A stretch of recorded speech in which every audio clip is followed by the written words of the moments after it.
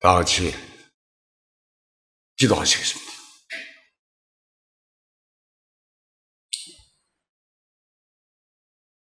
거룩하시고 공의로우신 하나님 아버지,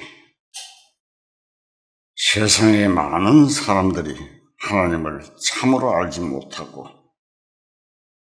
감사치도 아니하며 그 생각이 흠안하여 사탄을 숭배하며 멸망의 길로 다름질하고 있습니다.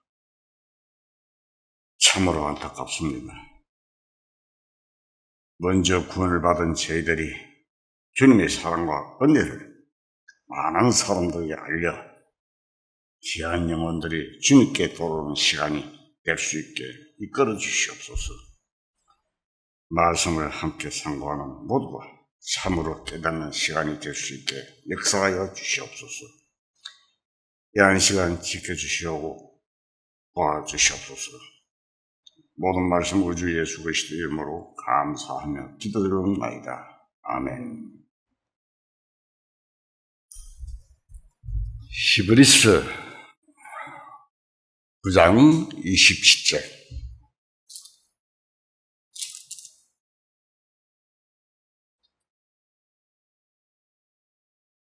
저 성경으로는 361페이지가 되겠습니다. 자, 읽겠습니다. 한 번 죽는 것은 사람에게 정해진 것이요, 그 후에는 심판이 있으리니.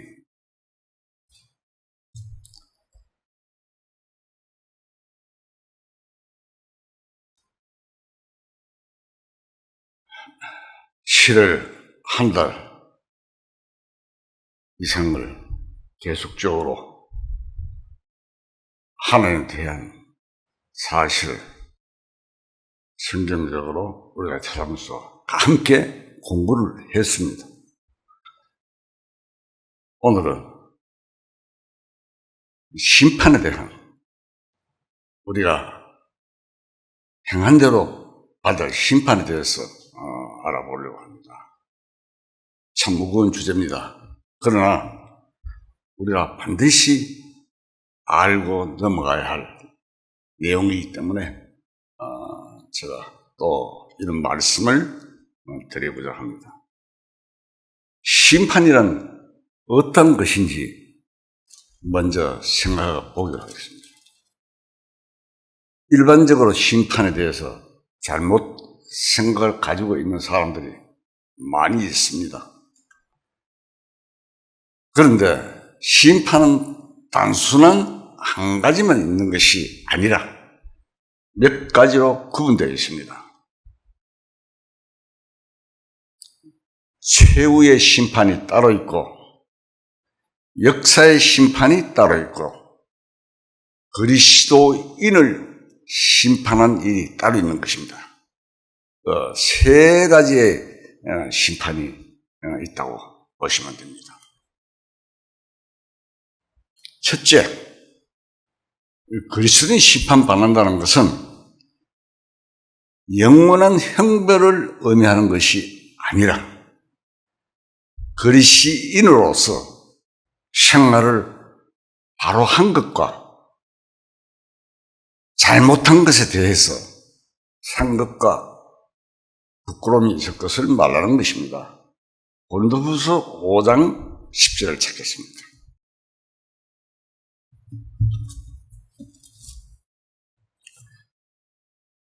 고린도후서 5장 10절 290페이지입니다. 고린도후서 5장 10절 자 읽겠습니다. 이는 우리가 다 반드시 그리스도의 심판대 앞에 나타나게 되어 각각 선악간에 그 몸으로 행한 것을 따라 받으려 함이라. 이 심판은 지옥과는 상관이 없는 심판입니다. 주님이 재림하신 후 지상 천국인 천년 세계에서 10고를 차지하라. 다섯 고을을 찾아라는 등의 심판이 될 것을 말합니다. 둘째, 현재까지의 역사에 대한 심판입니다. 베드로후서 3장을 찾겠습니다.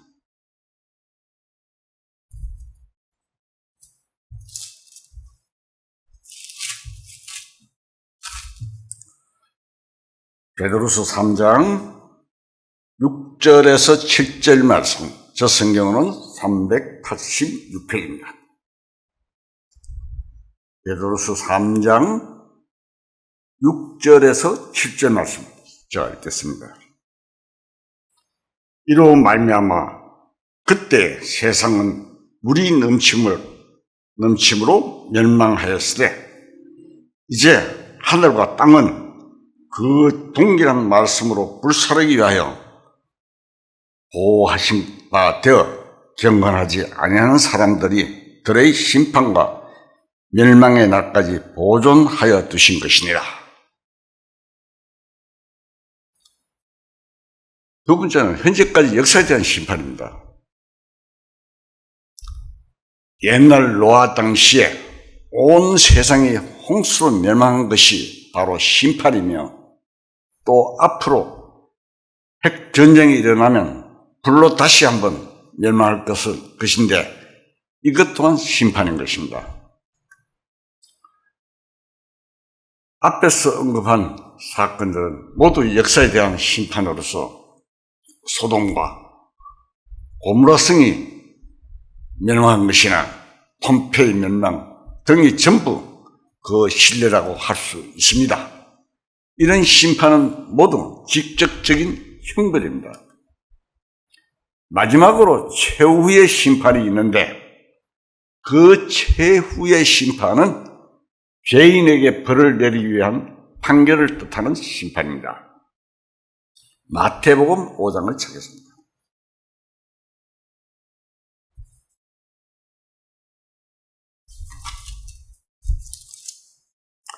마태복음 5장 21절.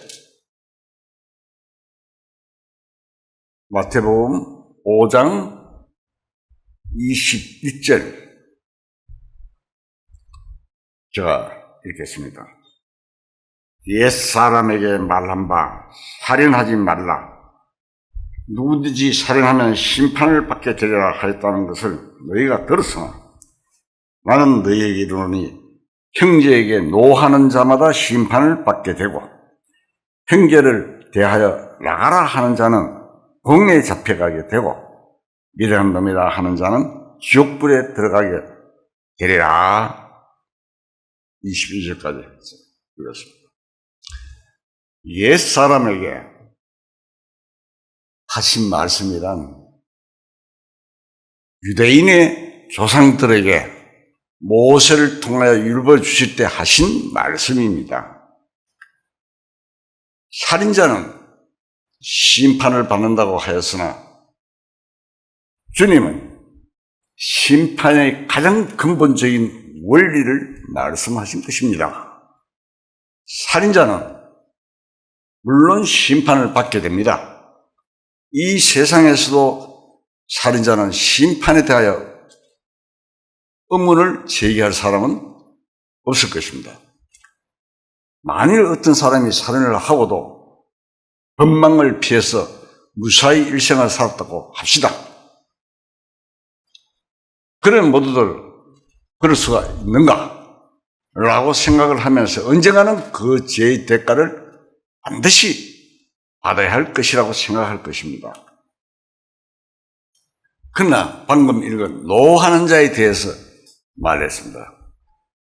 다시 한번 말해서 노하는 자는 성을 낸 자를 자도 어느 날 반드시 심판받아야 한다고 할 것 같으면 이에 대해서 많은 사람이 반론을 제기할 사람이 있을 것입니다. 자, 성 내지 않은 사람이 이 세상에 어디 있단 말인가? 성 한 번 낸 것으로 심판을 받는다면 억울하지 않는가 하고 말입니다. 그러나 주님은 이 성경 말씀을 주님 하실 때 농담으로 하신 것이 결코 아닙니다. 그것은 분명한 사실입니다. 로마서 16장을 찾겠습니다.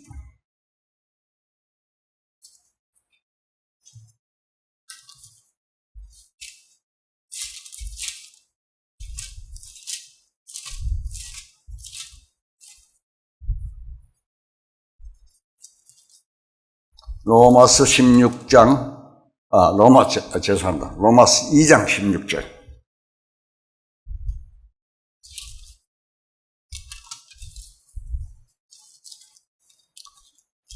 로마서 2장 16절.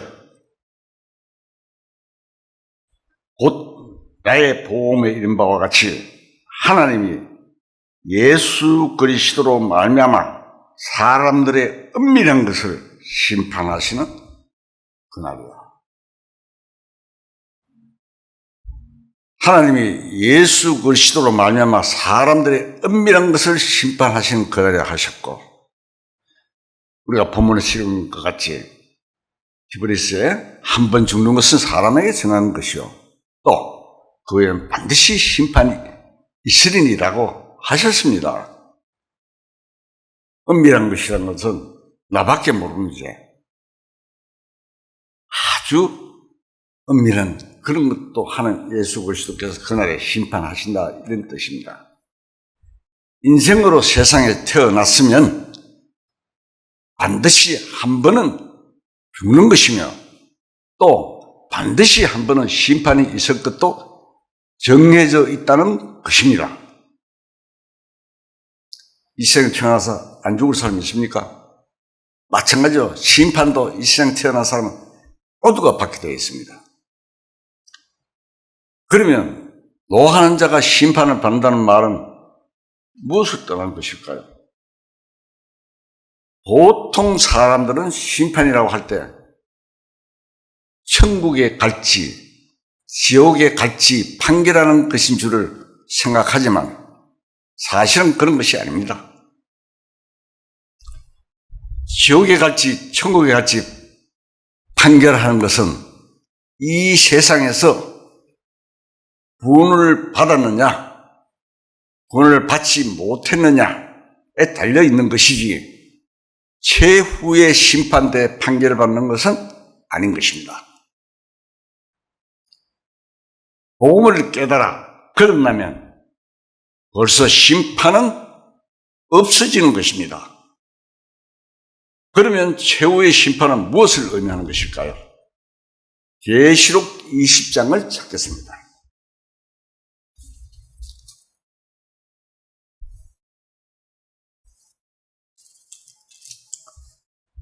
계시록 20장 12절.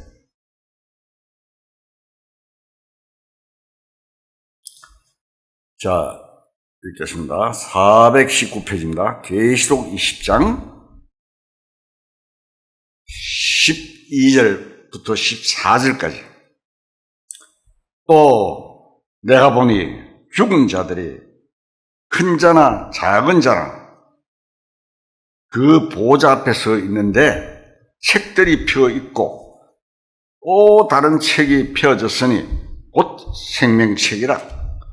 죽은 자들이 자기 행위를 따라 책들에 기록된 죄로 심판을 받으니 바다가 그 가운데서 죽은 자들을 내어주고 또 사망과 음부도 그 가운데에서 죽은 자들을 내어주며 각 사람이 자기의 행위대로 심판을 받고 사망과 음부도 불못에 던져지니 이것은 둘째 사망 곧 불못이라. 자,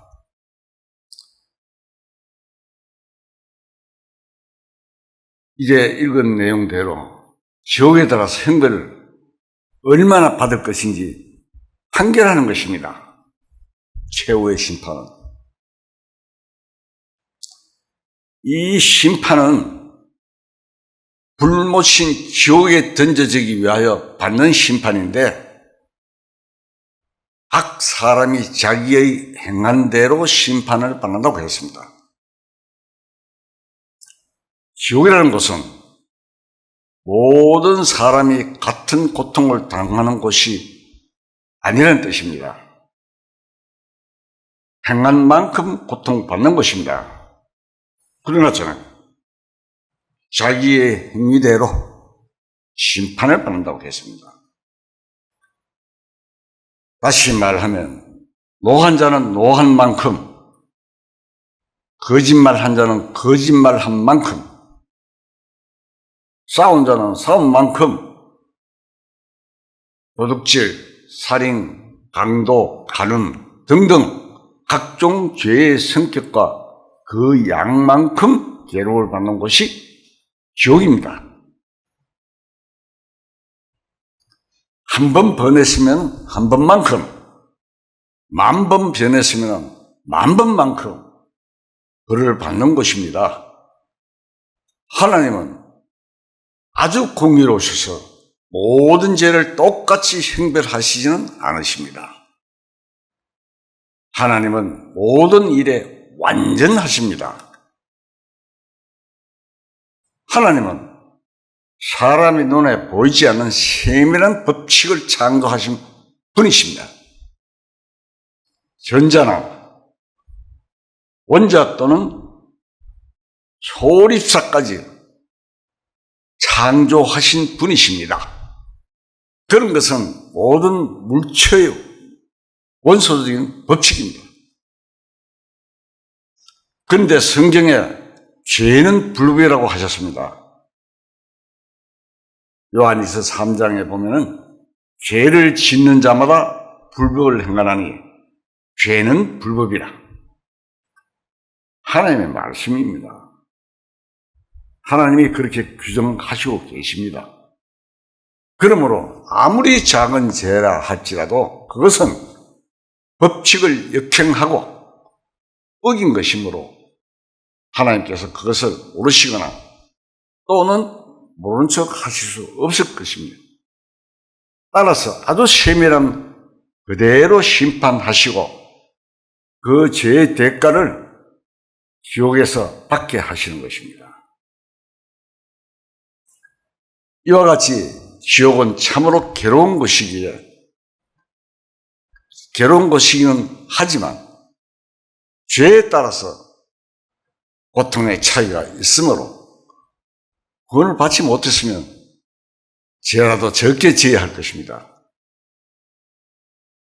왜냐하면 적게 지은 죄는 적게, 크게 지은 죄는 크게 고통을 당할 것이기 때문입니다. 지옥의 고통에 대하여 사람들이 많은 말들을 하지만 그 고통이 얼마나 심한지는 잘 알지 못하고 있습니다. 지옥은 육신과 영혼의 고통을 김한 것입니다. 계시록 20장 10절.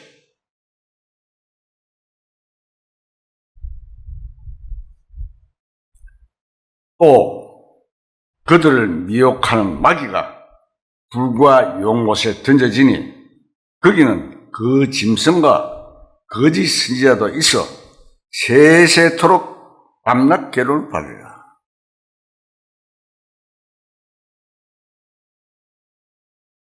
세세토록 밤낮 괴로움을 당하는 곳입니다.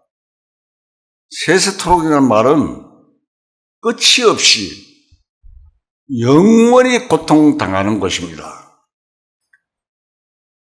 영원이라는 말은 천년도 아니고 만년도 아닙니다.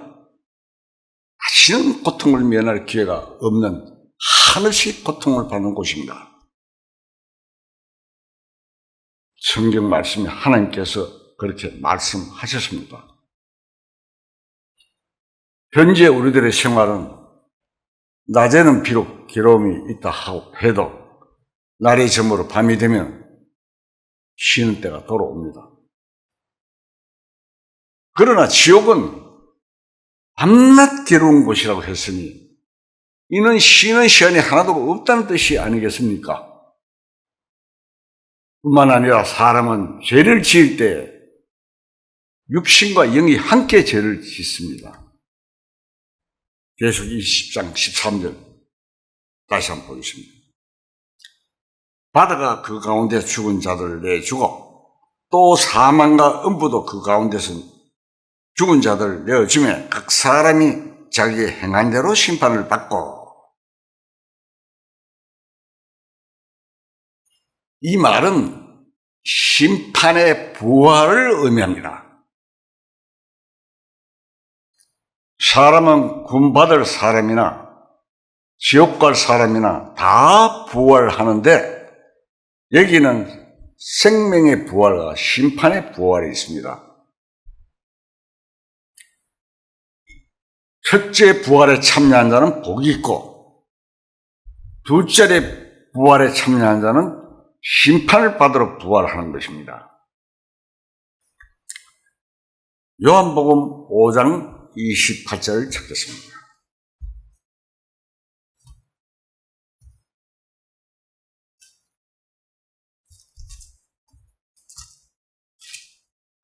요한복음 5장 28절.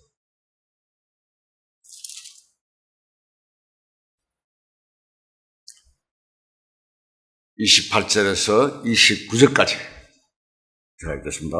이를 놀랍게 여기지 말라. 무덤 속에 있는 자가 다 그의 음성을 들을 때가 오나니 선한 일을 행한 자는 생명의 부활로, 악한 일을 행한 자는 심판의 부활로 나오리라. 이 성경 말씀 한 말씀 한 말씀 읽을 때 이게 사실입니다. 확실히 알고 넘어가야 됩니다.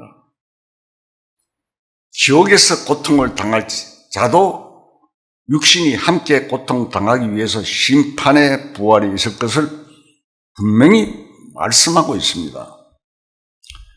어떤 사람은 만일 바다에 죽거나 불에 타서 죽었다면 어떻게 부활할 수 있다는 말인가? 라고 반문할 것입니다. 이 세상 모든 것은 창조될 때에 사람의 육신까지도 본래 현재와 같은 형체가 아닌 원소에서부터 창조된 것입니다.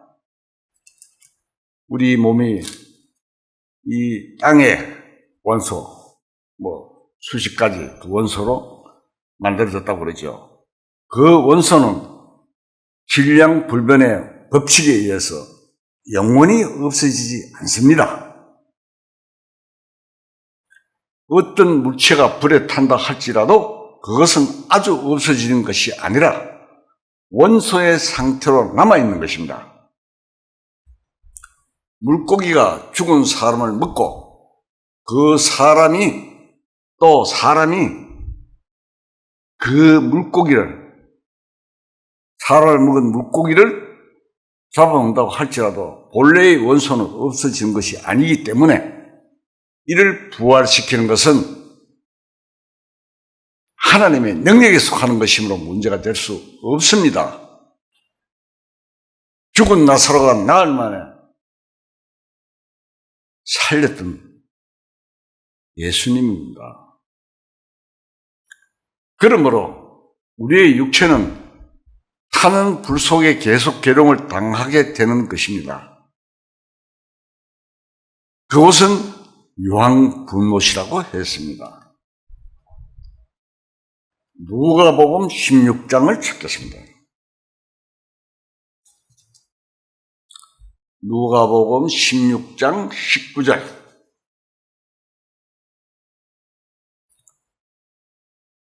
자, 읽겠습니다. 한 부자가 있어 자색 옷과 고운 베옷을 입고 날마다 호화롭게 즐기더라. 그런데 나사로는 이름하는 한 거지가 헌데 두성이로 그의 대문 앞에 버려진 채 그 부자의 상에서 떨어지는 것으로 배부려고 하며 심지어 개들이 와서 그 헌데를 핥더라. 이에 그 거지가 죽어 천사들에게 받들려 아브라함의 품에 들어가고 부자도 두고 장사되며 그가 음부에서 고통 중에 눈을 들어 멀리 아브라함과 그의 품에는 나사로를 보고 불러 이르되 아버지 아브라함이여 나를 긍휼히 여기사 나사로를 보내어 그 손가락 끝에 물을 찍어 내 혀를 서늘하게 하소서. 내가 이 불꽃 가운데 괴로워하나이다.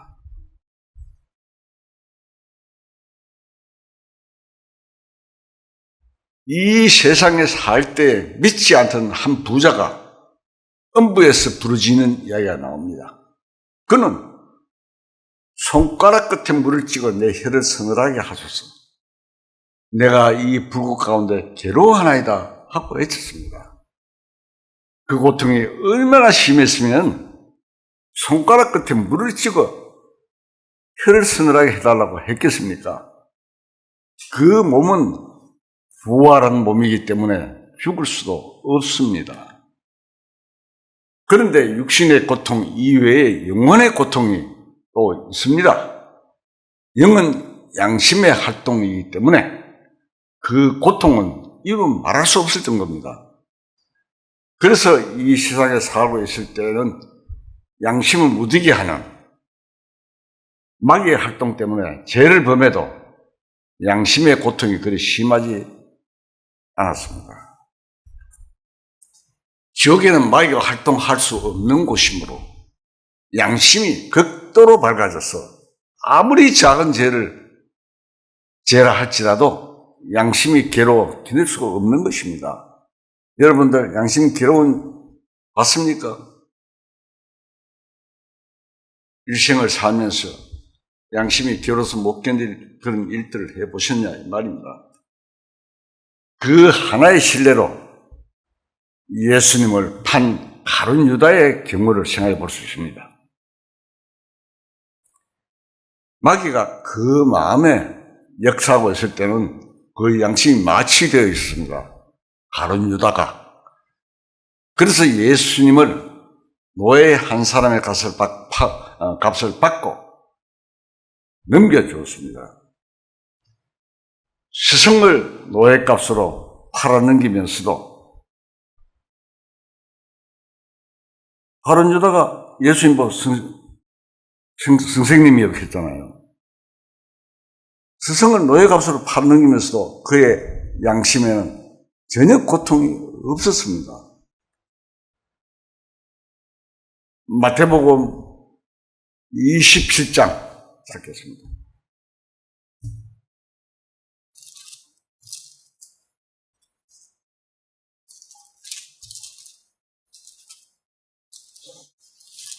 마태복음 27장 1절에서 5절까지 읽겠습니다. 새벽에 모든 대제사장과 백성의 장로들이 예수를 죽이려고 함께 의논하고 결박하여 끌고 가서 총독 빌라도에게 넘겨주니라.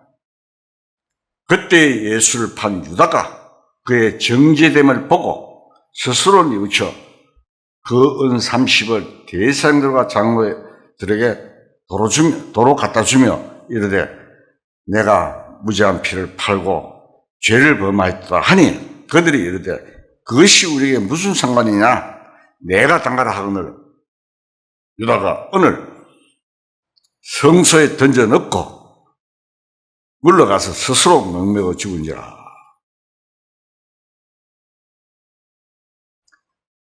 예수님이 유대인들에 의해서 사형 판결을 받는 것을 보는 순간 그의 양심은 활동하기 시작하여 고통이 시작되었습니다.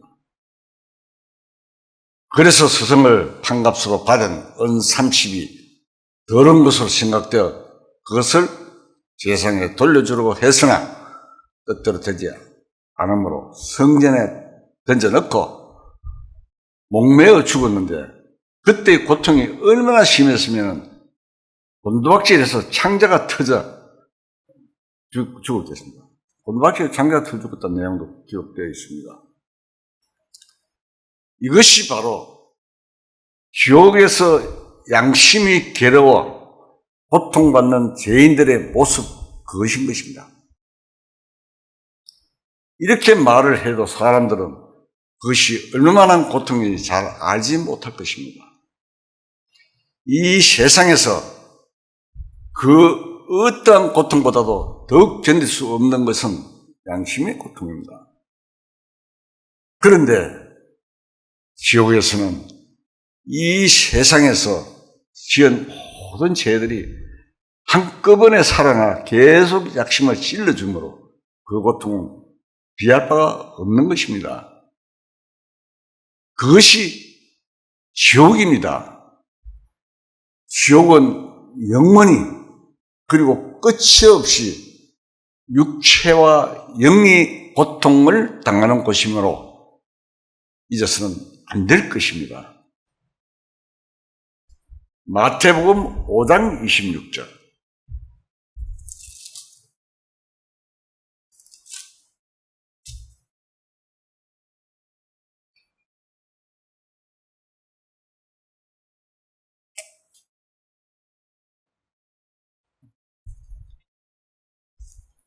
마태복음 5장 26절 제가 읽겠습니다. 진실로 내가 이르노니 내가 한 푼이라도 남김없이 다 갚기 전에는 결코 거기서 나오지 못하리라. 자, 이 말씀은 예수님 말씀입니다. 다 갚기 전이라는 말씀 속에는 죄는 반드시 값을 지불해야 한다는 뜻이 들어있습니다. 다 갚기 전에는 겠죠. 아무리 작은 죄라도 값을 치르지 아니하면 안 되는 것입니다. 이 세상에서도 죄는 값을 지불하도록 되어 있습니다.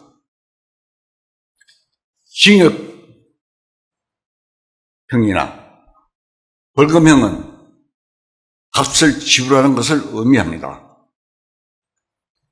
그러나 이 세상에서는 죄의 값이 완전히 지불되지 않고 있습니다. 사람들 중에 죄는 짓고도 이리저리 법망을 피해가면서 잘 사는 사람들이 있습니다. 우리가 보죠. 그러나 하나님 앞에서는 피할 수가 없습니다. 욥기 34장을 보겠습니다.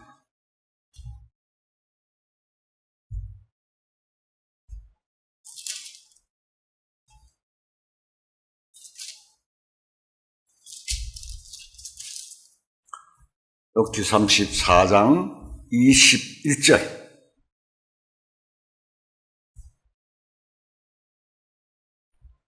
자, 읽겠습니다.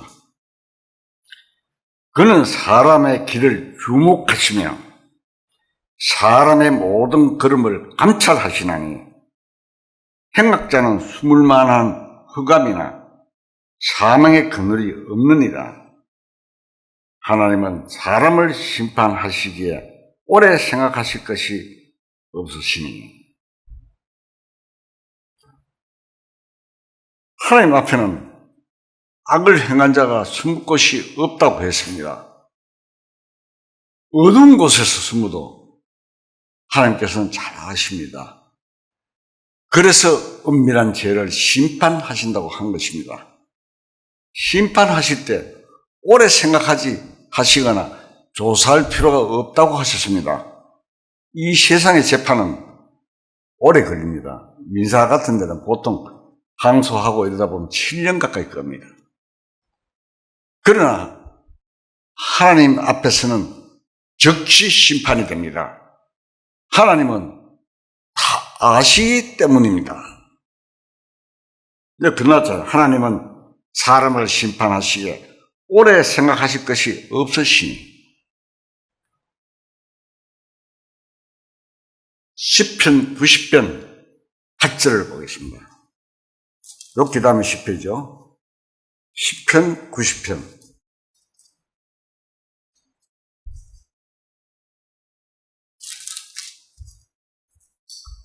시편 90편 8절.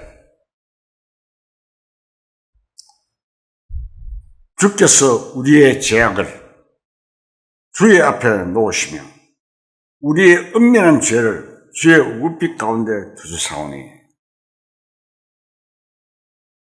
자, 주께서 우리 죄악을 주의 앞에 놓으셨으면 우리의 은밀한 죄를 주의 얼굴빛 가운데 두세사오니 라는 말씀이 기록되어 있습니다. 그러므로 하나님 앞에서는 어떠한 죄라도 숨길 수 없고 있는 그대로 다 드러나는 것입니다.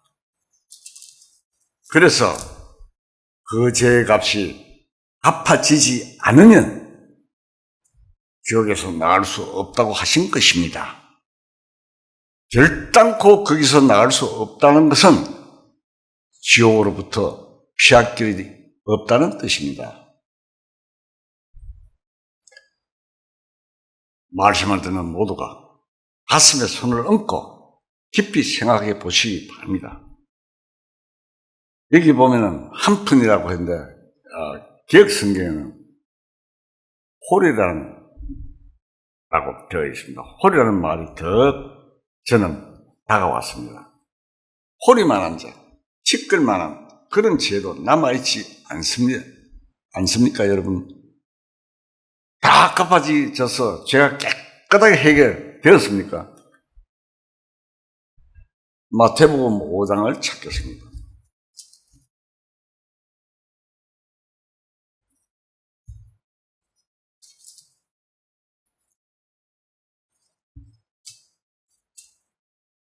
마태복음 5장 27절. 자, 읽겠습니다. 또 가라짐 하지 말라 하였다는 것은 너희가 들었으나 나는 너희에게 이르노니 음욕을 품고 여자를 보는 자마다 마음에 이미 가늠하였느니라. 자, 죄는 행동으로 나타나는 결과보다 원인이 중요합니다. 마음의 생각이 행동으로 나타나는 것입니다. 비록 행동으로 나타나지 않았다 해도 마음의 죄가 잉태되었으면 그 죄는 이미 행동으로 나타난 것과 마찬가지로 심판을 받아야 하는 것입니다. 여자의 경우 남자를 보고 음욕을 품으면 그것이 역시 심판을 받아야 합니다. 멋있는 외국 영화배우가 딱 나타나면 야, 저 남자하고 내가 하루 한번 살아봤으면 좋겠다. 그런 사람은 없겠지만 혹 그렇게 음욕이 품었다면 심판을 받아야 된다 이 말입니다. 자, 그리고 다음에 계속해서 말씀하시기를 내 눈이 그리고 손이 죄를 지으면 빼어버리고 찍어버리라고 했습니다. 이 말씀은 원인과 결과를 함께 말씀하신 것입니다. 마음속에 생긴 죄가 눈에 혹은 손에 나타나는 것인데 이러한 결과로 나타난 죄를 철저히 다스려야 한다고 하신 말씀입니다. 그런데 죄를 짓는 지체마다 찍고 빼버리면 결국 마음에 죄를 짓는다는 것은 알게 됩니다. 마음이.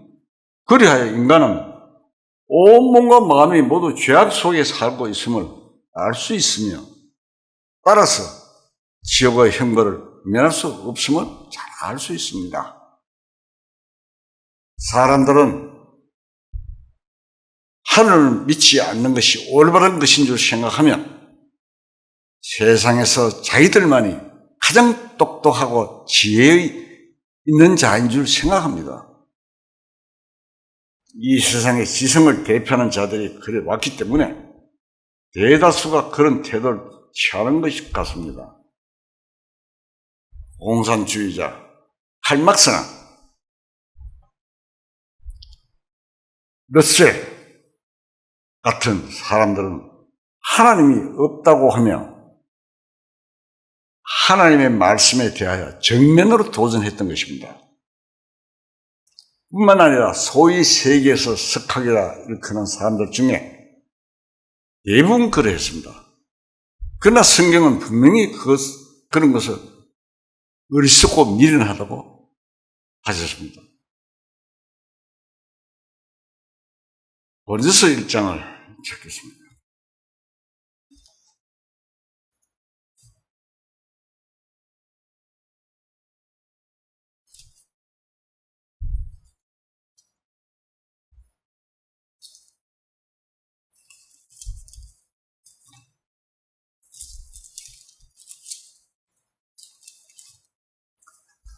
골로새 1장 19절.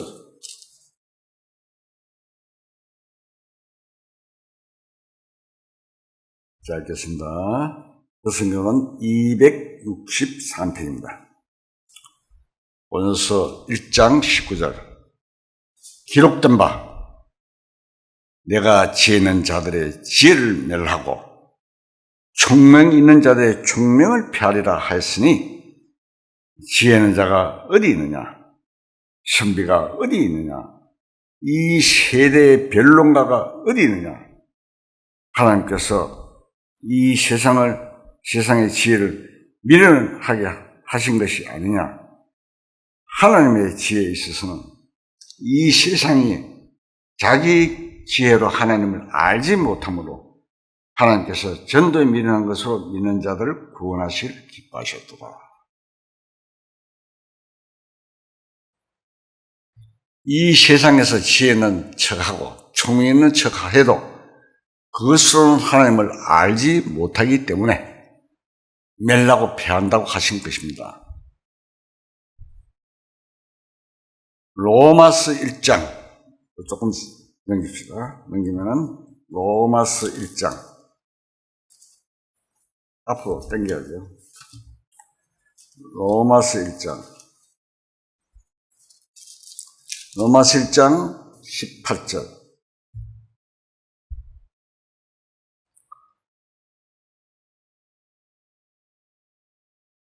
하나님의 진로가 불의로 진리를 막는 사람들의 모든 경건하지 않음과 불의에 대하여 하늘로부터 나타나니 이는 하나님을 알만한 것이 그들 속에 보임이라. 하나님께서 이를 그들에게 보이셨느니라. 자, 이 기록에 보면 하나님을 모른다고 핑계할 수 없고 그런 자들에게는 하나님의 진로가 내린다고 말씀하셨습니다. 사람은 하나님을 알 수 있는 두 길이 있기 때문에 핑계할 수 없다는 것입니다. 그 하나는 사람 속에 있는 영 곧 양심이며 둘째로는 하나님이 만드신 만물 속에 나타나 있는 하나님의 영원하신 능력과 신성이라고 했습니다. 그러므로 하나님을 알지 못한다는 자들에게는 분명히 심판에 내릴 것이라고 말씀하신 것입니다. 데살로니가 후서 1장을 찾겠습니다.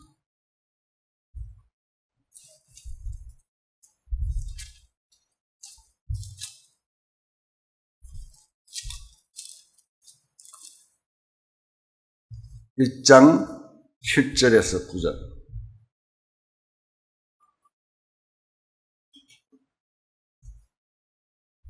(333페이지가) 되겠습니다.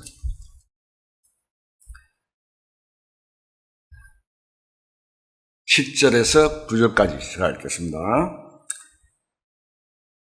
환난을 받는 너희에게는 우리와 같이 안식으로 갚으시는 것이 하나님의 공이시니 주 예수께서 자기의 능력의 천사들과 함께 하늘부터 불꽃 가운데 나타나실 때 하나님을 모르는 자들과 우리 주 예수 그리스도의 복음을 순종하지 않는 자들에게 형벌을 내리시니 이런 자들은 주의 얼굴과 그의 힘의 영광을 떠나 영원한 멸망의 형벌을 받으리로다. 하나님 모르는 자들과 우리 주님의 복음을 복종하는 자, 영원한 멸망의 형벌을 받는다고 되어 있습니다. 하나님을 알지 못하는 것은 자랑이 아닙니다. 심판을 받을 가장 미련하고 어리석은 일인 것입니다. 어떤 사람 그러죠? 하나님을 믿으며 주목을 믿어라. 한 사람 있잖아요. 똑똑한 줄 알고 하지만 로마서 1장 21절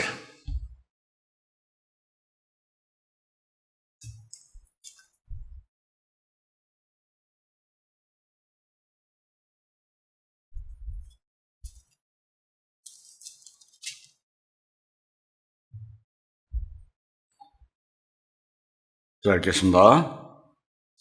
하나님을 알되 하나님을 영어롭게도 아니하며 감사하지도 아니하고 오히려 그 생각이 허망해지며 미련한 마음이 어두워졌나니.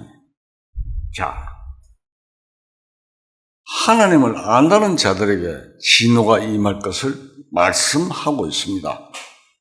이 세상에는 하나님을 안다고 하는 자들이 참으로 많이 있으나 멸망받고 심판을 받을 자 또한 너무도 많이 있습니다. 이것은 무엇을 의미하는 것일까요? 보통 생각하기를 하나님을 알기만 하면 다 심판을 면하고 구원이 되는 줄 착각하는 사람들이 많이 있습니다. 그러나 그것은 참으로 위험한 생각입니다. 인류 역사를 통해서 하나님을 안다는 사람 중에 지옥의 운명에 떨어진 사람들이 얼마나 많이 있습니까? 이스라엘 민족은 하나같이 하나님을 아는 사람들이었습니다. 그들은 하나님을 향한 열심이 있었기 때문에 예수님을 십자가에 못 박아 죽였습니다. 예수님은 그들을 뭐라고 했습니까? 독사의 자식들이라고 호령을 하셨습니다. 그들이 하나님을 알기는 했습니다만 마귀처럼 알았습니다. 마귀는 하나님을 잘 알았습니다. 그러나 그들은 구원을 받을 수가 없었습니다. 마귀는 하나님의 아들도 알았습니다. 마귀 들린 자가 예수님을 만났을 때 우리가 당신과 무슨 상관이 있나이까? 우리를 멸하러 왔나이까? 나는 당신이 누구인 줄 아노니 하나님의 거룩한 자이니다 라고 했습니다. 마귀를 또 예수님 알고 다 하나님을 알았다 이 말입니다. 마가복음 1장 24절.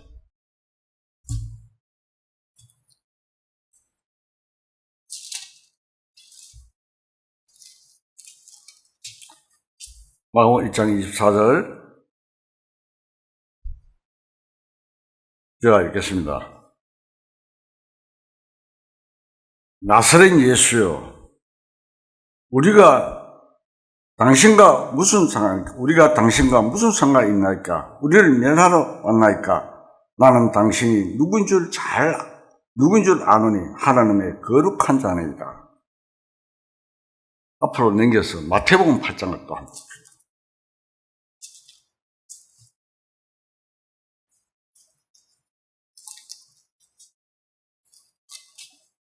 마태복음 8장 29절. 자, 읽겠습니다.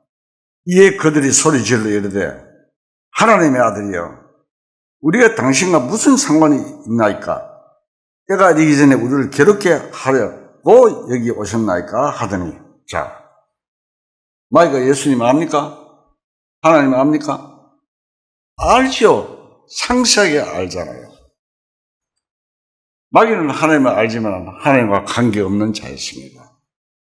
그처럼 오늘날도 하나님을 알되 하나님과 관계없는 자들이 너무도 많이 있습니다. 로마를 중심으로 한 중세 암흑 시대도 역시 그랬습니다. 거듭나는 역사에 의해서 새로운 생명의 역사가 일어나자 그것을 반대해서 죽이고 파문하고 나중에는 전쟁까지 했습니다. 철학적 저자 존 버녀는 영국 국교로부터 박해를 받아서 10년 동안 옥에 갇혀 있었습니다. 영국 국교는 성공회입니다. 성공회에서 하나님을 안다는 자들이었습니다. 종교개혁 이후 프로테스탄트라는 거듭나야만 천국에 갈 수 있다는 하나님의 말씀을 재발견한 데서부터 시작되어 하나님을 알게 되었습니다. 그러나 또다시 교파가 갈라지면서 교세 확장 중심의 교회가 되어버리자 하나님 알고는 있으면서도 거듭난 역사는 숨버리고 차츰 복음을 복종치 않게 되었습니다. 현재 이스라엘 민족은 유대교, 또 천주교, 또 신교 등 한 분의 하나님을 대상으로 여러 신앙을 가지고 있으며 참으로 하나님의 진노를 면할 사람들이 얼마나 될지 의문입니다. 오늘날 세계의 많은 교회들이 하나님을 알고는 있으나 복음에 복종치 않고 변질된 교회가 많습니다. 복음 하면서 입에 복음이라는 말이 오르내리고 있으나 참으로 복음에 의해서 거듭나는 역사는 강력히 반대하고 있습니다. 그래서 데살로니가후서 1장에 하나님을 모르는 자들과 우리 주 예수의 복음을 복종하지 않는 자들에게는 형벌을 주신다고 한 것입니다. 복음을 복종치 않는 것은 무엇이냐? 거듭나지 못한다는 것을 뜻합니다. 그래서 하나님을 알되 하나님을 영화롭게도 아니하며 감사치도 아니하고 라고 했습니다. 로마서 1장 우리가 읽었죠. 하나님을 믿는다 해도 거듭나서 그 믿음이 정상적으로 성장치 않으면 하나님으로 영화롭게 하는 일이 무엇인지 알 수 없는 것입니다. 하나님을 알 때 감사하지 않는 자들은 형벌을 받는다고 했습니다. 이 말은 현실과 좀 맞지 않는 그런 말 같습니다. 왜? 오늘날 집회하거나 주일날 되면 설교 단상에 감사 헌금이 산적하니 하나님께서 감사하는 자들이 얼마나 많은가 하고 반문을 할 것이기 때문입니다. 사실 아는 게 아니라 감사 헌금 많이 있습니다. 추수감사 헌금 비롯해서 생일, 출생, 입학, 사업, 여행, 결혼, 해갑, 헤아릴 수 없이 감사한 걸 많이 합니다. 그러나 그처럼 많은 감사금이 있다 해도 가장 기초가 되는 한 가지 감사 없는 곳에는 그 모든 것은 모래성같이 무너지고 마는 것입니다. 가장 기초적인 감사는 무엇입니까? 구원의 감사, 거듭남의 감사, 제3의 감사입니다. 이 말은 전부 같은 말입니다. 다른 모든 것에 앞서서 구원의 감사가 먼저 있어야 합니다. 물에 빠져 죽어가면서 생리를 감사하고 졸업을 감사할 수 있겠습니까? 여사의 아이들 낳기 싫어하는 사람들이 많지요. 그래서 피임을 하다가 실패를 해보면 우리가 아이를 낳게 되면 출생헌금을 합니다. 이것도 정말로 참된 감사 헌금이 되겠습니까? 억지로 낳았는데. 이사야서 12장을 찾겠습니다.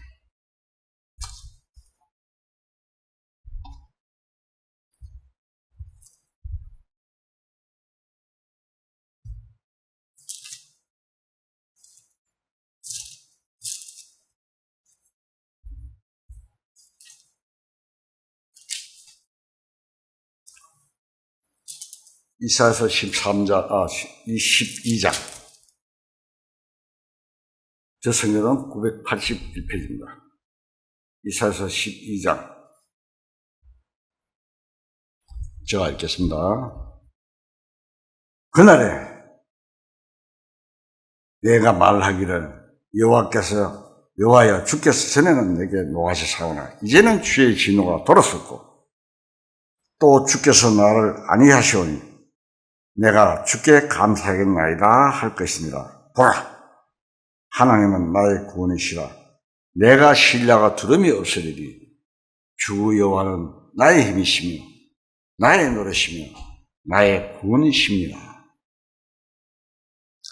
이 말씀은 이사야 선지자가 한 예언입니다. 예수 그리스도의 탄생을 앞두고 예수님이 오시면 사람들이 구원을 받게 될 것을 예언한 것입니다. 그래서 구원을 받는 그날에 하나님께 감사의 환성을 올릴 것이고 올릴 것을 예언하고 있습니다. 그날에 하고 구원받는 날이 있을 것을 분명히 말하고 있습니다. 찬송가에도 내 주의 도 처음 받은 날, 참 기쁜 날이 아닌가. 찬송 있죠? 이 시간상에 좀 한번 불러봤으면 좋겠습니다만, 여러분 다 아시잖아요. 골로새서 1장 6절을 찾겠습니다.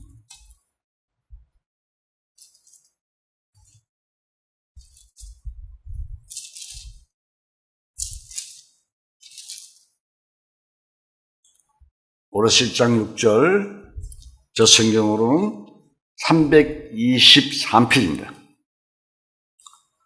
골로새서 1장 6절 제가 읽겠습니다. 이 복음이 이미 너희에게 이르매 너희가 듣고 참으로 하나님의 은혜를 깨닫는 날부터 너희 중에서와 같이 또한 온 천하에서도 열마리를 맺어 자란도다. 복음을 듣고 참으로 깨닫는 날이 구원의 날이며 거듭나는 순간인 것입니다. 구원은 교회에 다니기 시작하거나 세례받는 것이 아니며 오직 복음의 진리를 깨닫는 것입니다. 깨닫는다는 것은 알지도 못하면서 깨닫는 날도 없이 절묘시 되는 것은 아닙니다. 유다서 3절에 한번 찾아보겠습니다.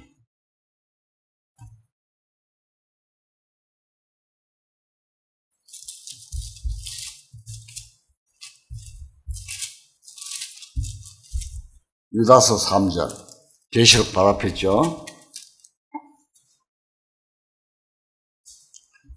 제가 읽겠습니다. 사랑하는 자들아, 우리가 일본어 받은 구원에 관하여 내가 너에게 편지하는 생각이 간절하던 차에 성도에게 단번에 주신 믿음의 도를 위하여 힘써 싸우는 편지로 너희를 권하여야 할 필요를 느끼노니, 이렇게 단번에 주신 믿음의 도라 했죠. 일반으로 받은 구원에 관하여 단번에 주신 믿음의 도라고 했습니다. 오랜 시간 동안 살아가면서 서서히 되는 것이 아니라 분명히 단번에라고 했습니다. 야고보서 1장 18절에 보면 그가 그 피조물 중에 우리로 한 천 열매가 되게 하시려고 자기의 뜻을 따라 진리의 말씀으로 우리를 낳으셨느니라고 되어 있습니다. 뜨끔하게 하는 게 아니고 깨달은 날, 그날 진리의 말씀으로 우리를 낳으셨느니라. 모태로부터 태어난 사람은 피조물이지 하나님으로부터 난 아들이 아닙니다. 진리의 말씀을 깨달을 때에 다시 태어나는 것입니다. 말씀을 깨닫는 때 변화가 일어납니다. 기독교 역사상 많은 믿음의 선배들에게도 그날이 있었습니다. 루트, 요한, 웨슬레, 파스칼, 존 번연, 무디, 칼빈 등등 헤아릴 수 없이 많은 믿음의 선배들이 그날이 있었습니다. 사람이 죄를 지은 후에는 그 죄가 눈에 보이지 않습니다. 그렇다면 그 죄는 어디가 있을까요? 심판받는 죄는 행동으로 지은 죄입니다. 행동으로 지은 죄는 한 번 지은 후에 어디가 있는지 우선 그 위치를 아는 것이 필요합니다. 갑이라는 사람이 어리되게 사람에게 죄를 지었습니다. 갑이 지은 죄는 실제로 어디가 있는가 하는 것이 문제입니다. 죄는 갑이 기억에 관한 문제입니다. 만일 갑이라는 사람이 잊어버렸다면 그 죄는 갑이라는 기억이나 마음속에 있지 않는 것입니다. 그러나 피해를 입은 을은 잊어버리지 않고 있습니다. 을은 갑을 만나게 하면 저 사람이 내게 손해를 끼쳤지 어디 한번 보자 기억하고 있는 것입니다. 그렇다면 갑의 죄는 갑이 가지고 있는 것이 아니라 피해자인 을의 마음속에 있는 것입니다. 그 죄가 을의 마음속에서 지워지지 전에는 그 죄는 결코 해결될 수 없는 것입니다.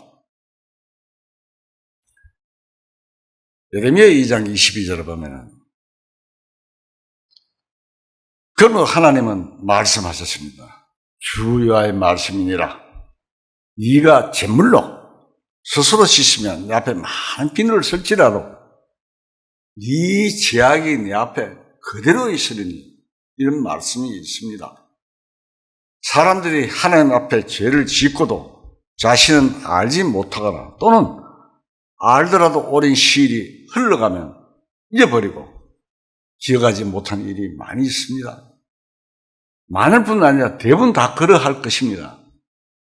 또 자기 죄를 아는 사람은 그 죄를 알기 때문에 죄를 없이 하기 위한 어떤 행동을 취합니다. 그러나 자신을 아무리 깨끗하게 씻어도 그리고 잊어버려도 하나님 앞에는 그 죄가 그대로 있습니다.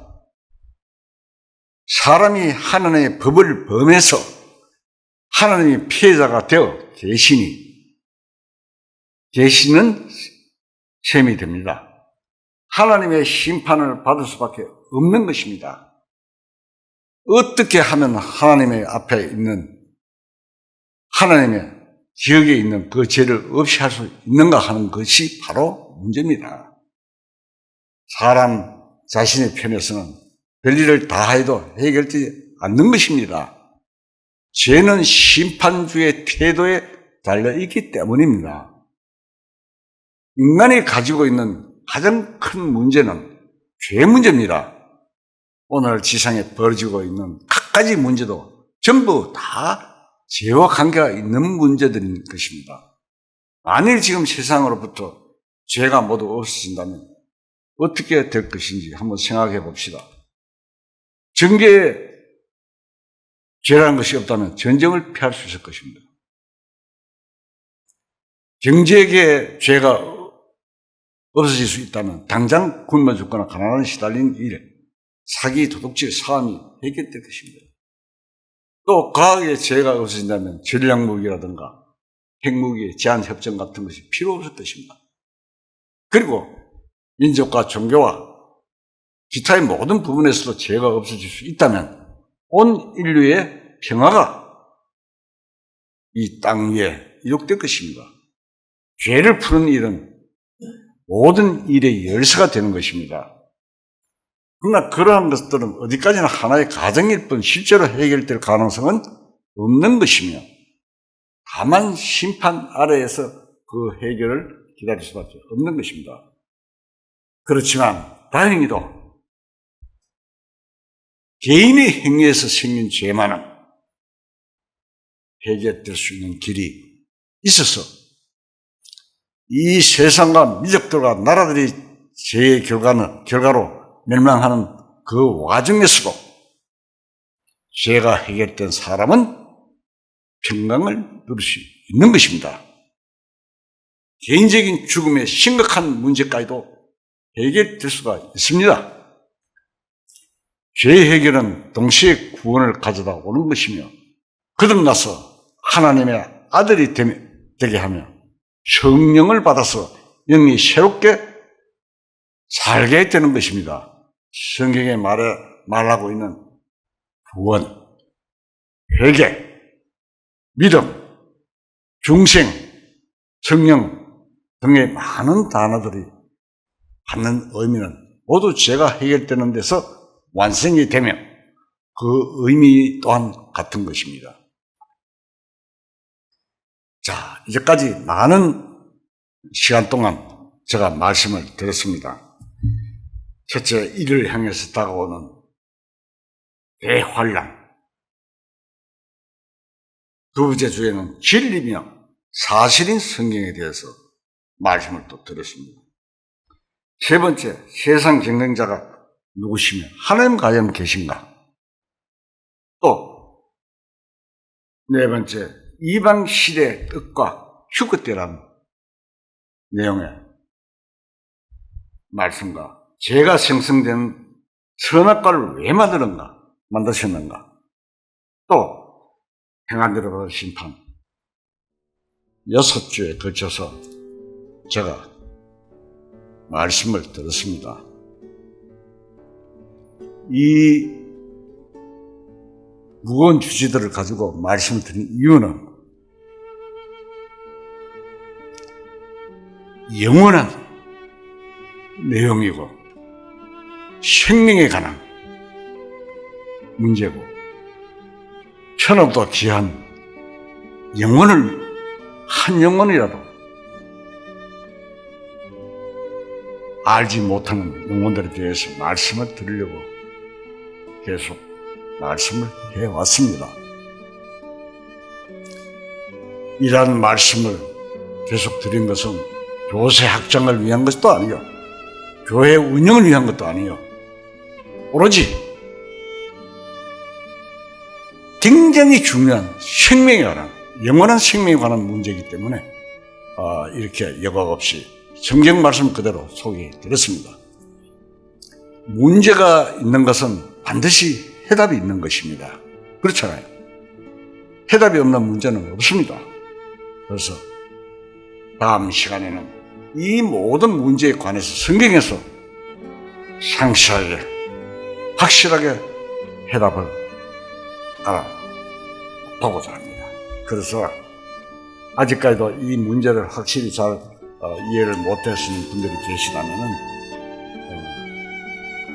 계속적으로 유튜브를 통해서 말씀을 올려놓고 있으니까 다시 참고하시기 바랍니다. 다 같이 기도하십시오.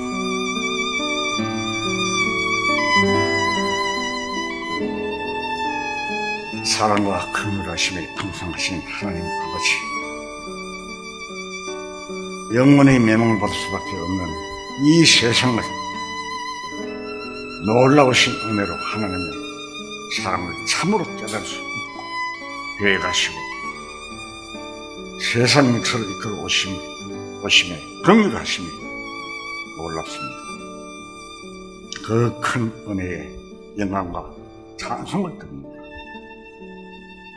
소망도 없이 살아가던 저희들이 큰 사랑의 복음을 깨닫고 큰 소망 가운데 나아갈 수 있게 해주신 감사를 드리며 항상 감사하며 하나님께 영광되는 삶이 될 수 있게 도와주시옵소서. 모든 말씀 우주 예수 그리스도 이름으로 감사하며 기도드립나이다. 아멘.